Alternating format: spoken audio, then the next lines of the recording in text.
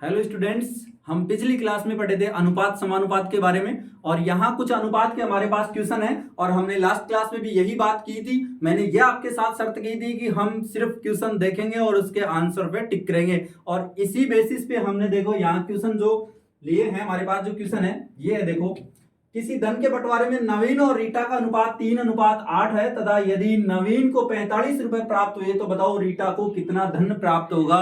यहाँ हम ऐसी ट्रिक लगाने वाले हैं जिससे अनुपात समानुपात के क्वेश्चन आपको देखते ही आ जाएंगे। तो यहाँ देखते हैं, हम यहाँ किसी धन के बंटवारे की बात कर रहे हैं, 3:8 है और यहाँ इसका दिया है कितना, नवीन का जो हिस्सा है 45 रुपए दिया है, तो रीटा का कितना होगा, 120 होगा। 120 होगा। कैसे आए 120, कैसे आए? ये सिर्फ ट्रिक है। इस ट्रिक का हम यहां देखो डिस्क्रिप्शन देखते हैं कि ट्रिक क्या है। ट्रिक में देखते हैं, आपको सिर्फ आंसर देख के ही टिक लगाना है एग्जाम में। यहां तो हम समझ रहे हैं कि ट्रिक कैसे आई है। देखो, अनुपात का अर्थ क्या होता है। अनुपात का जो अर्थ होता है वो एक तरह से, अनुपात का मतलब है इकाई। अनुपात का मतलब क्या है? इकाई है।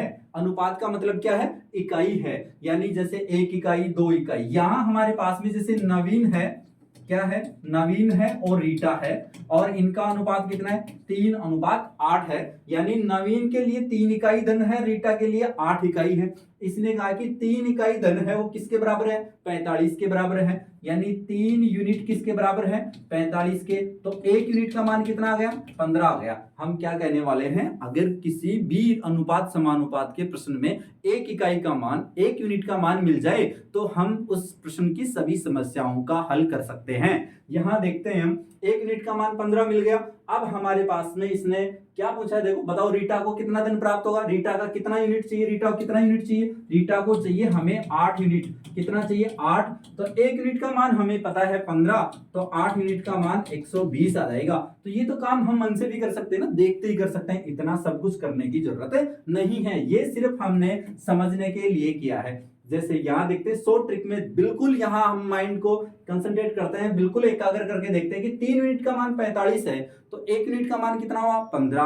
अब 8 यूनिट का मान निकालना है तो 15 को 8 से गुणा करेंगे तो 120। देखते ही हमने यहाँ टिक लगा दिया, देखते ही हमने यहाँ टिक लगा दिया है। अब हम चलते हैं अगले क्वेश्चन पे। अगला इसका जो क्वेश्चन है वो क्या होगा, देखो अगला क्वेश्चन इसने दिया है। देखो, सुमन ने 50 अंक प्राप्त किए हैं तो बताओ पूजा को कितने अंक प्राप्त होंगे।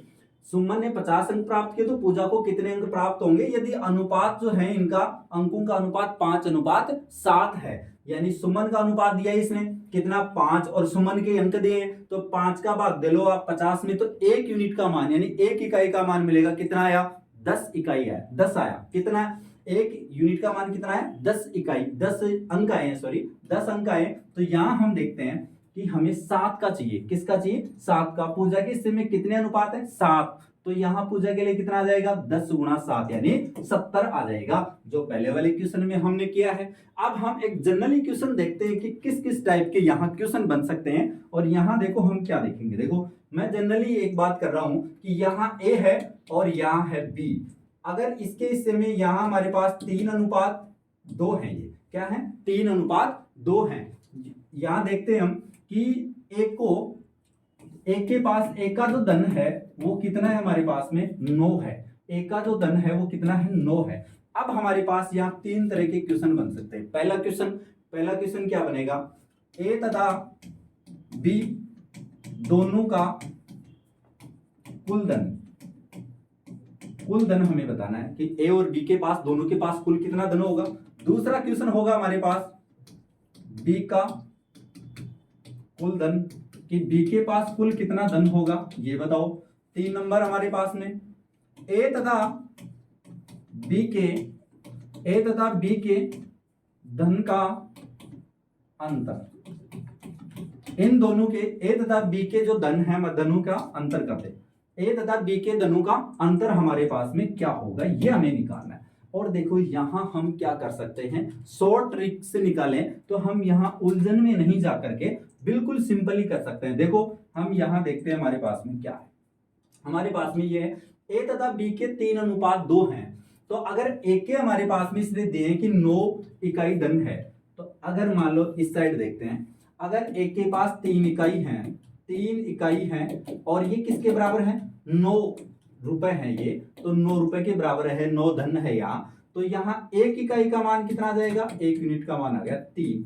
अब ये कुछ भी निकाले, देखो ए तथा बी दोनों का कुल धन, ए तथा बी का कुल धन, या तो देखो हमारे पास ये सिचुएशन है कि ए और बी दोनों का अलग अलग धन निकालो और फिर उनको जोड़ो, तो ये तो बड़ा हो गया कंपटीशन के लिए, इससे कोई फायदा नहीं होने वाला है। यहाँ हम देखते हैं कि ए तथा बी दोनों के कुल धन है, कुल धन पूछ रहा है, तो दोनों के जो इकाई है इनको भी ऐड कर लेते हैं। तो ए प्लस बी का कितना आएगा, ए प्लस बी का जो इकाई होगा वो कितना आएगा, 3 प्लस 2 यानी 5 आ गया, और 5 को किससे मल्टीप्लाई कर देंगे, 3 से, तो कितना आ गया, 15 आ गया। ए प्लस बी को कुल धन कितना प्राप्त होगा, 15 रुपए प्राप्त होगा।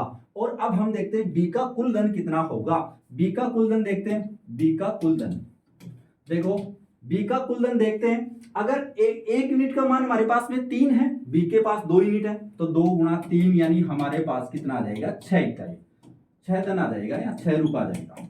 अब देखते हैं हम ए तथा बी के धनों का अंतर, आप या तो ए का हमारे पास पहले था, ए वाले में से बी वाला घटाओ, या फिर हम सीधा सा देखते हैं, यहां देखते हैं, देखो ए के पास कितना है, 3 यूनिट है, बी के पास 2 यूनिट, दोनों का अंतर 1 यूनिट, दोनों का अंतर क्या आएगा, ए माइनस बी का 1 यूनिट आएगा, और 1 यूनिट का मान हमारे पास पहले से ही है 3, तो हमारे पास क्या आ गया, 3 रुपए, यहां दोनों का अंतर आ गया है।